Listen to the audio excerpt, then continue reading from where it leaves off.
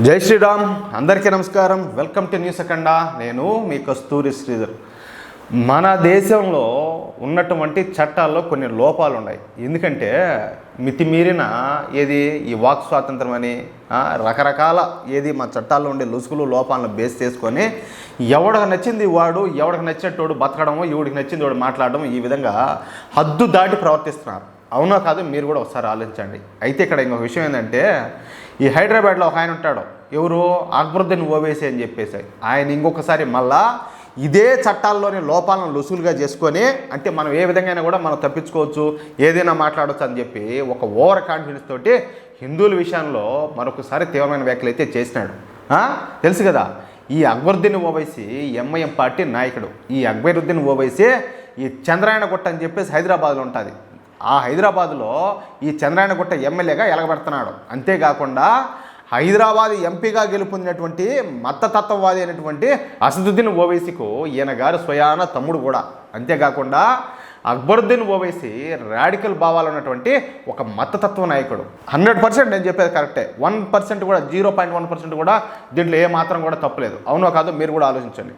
ఇక అసలు విషయానికి వస్తే 12 సంవత్సరాల క్రితం ఇదే అక్బరుద్దీన్ ఓవైసీ హైదరాబాద్లోని ఒక సభలో మాట్లాడుతా, ఒక్క 15 నిమిషాలు పోలీసులు కన్నా పక్కకు తప్పుకుంటే హిందువులందరినీ కూడా అన్నాడా లేదా? ఇటువంటి అత్యంత తీవ్రమైన వ్యాఖ్యలు చేసినాడు కదా, అందుకు కారణం లేకపోలా.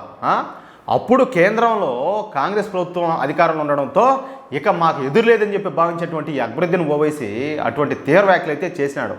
తాను ఏం చేసినా ఏది మాట్లాడినా చెల్లుతుందని చెప్పే ఉద్దేశంతో ఆ మాటలు మాట్లాడినాడు. అప్పట్లో అక్బరుద్దీన్ వ్యాఖ్యలు దేశవ్యాప్తంగా తీవ్రమైన అలజడికి అయితే కారణమైనాయి.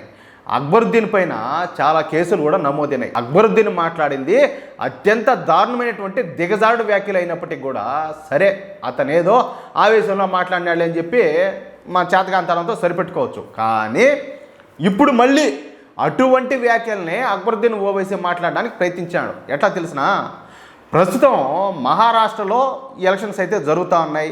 అక్కడ ఈ ఎలక్షన్లో ప్రచారం సందర్భంగా ఛత్రపతి సంభాజీనగర్లో నిర్వహించినటువంటి ఎన్నికల ప్రచారంలో ఈ అక్బరుద్దీన్ ఓవైసీ మాట్లాడుతూ 15 నిమిషాల సమయం ఇంకా మించిపోలేదు, ఇప్పుడు సమయం 9:45 9:45 ఉండాలి, ఇంకా 15 నిమిషాల సమయం ఉండాలి సోదరులారా, 15 నిమిషాల సమయం ఉండాలి, ఇంకా 15 నిమిషాల సమయం ఉండాలి, ఓపిక పట్టండి అంట తన పాత వ్యాఖ్యలను గుర్తుకొచ్చేటట్టు మాట్లాడినాడు.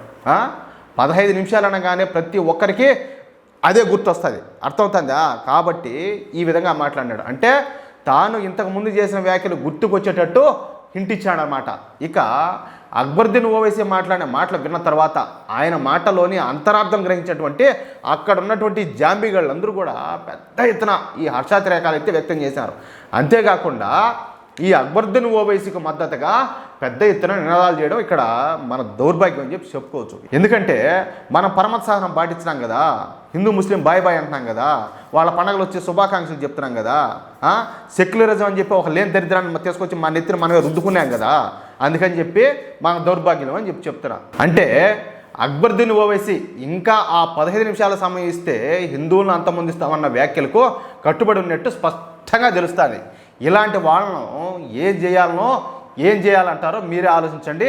మీ అభిప్రాయం ఏందో కామెంట్ రూపంలో తెలియజేయండి. అందుకేనైనా చట్టాలు కూడా కఠినంగా ఉండాలా, ఇటువంటి దిగజారుడు వ్యాఖ్యలు, ఇంకొకరిని కించపరిచే వ్యాఖ్యలు, మత కల్లోలాలు రేపే విధంగా ఇలాంటి మాటలు మాట్లాడితే చెప్పాలంటే కఠినంగా అంటే అసలు అలాంటి శిక్షలు వినడానికే భయం పుట్టాలా. ఎవరినైనా ఏది ఇంత దారుణంగా శిక్షిస్తారని చెప్పేసి అలాంటి చట్టాలు తీసుకొస్తేనే ఇలాంటి వాళ్ళకి భయం అనేది ఉంటుంది, లేకపోతే కష్టమే. నేను చెప్పింది కనుక మీకు సరైందే అని అనిపిస్తే ఈ న్యూస్ను 10 మందికి షేర్ చేయండి. అలాగే తప్పనిసరిగా ప్రతి ఒక్కరు కూడా మీ యొక్క అమూల్యమైన అభిప్రాయాలను కామెంట్ రూపంలో తెలియజేయండి.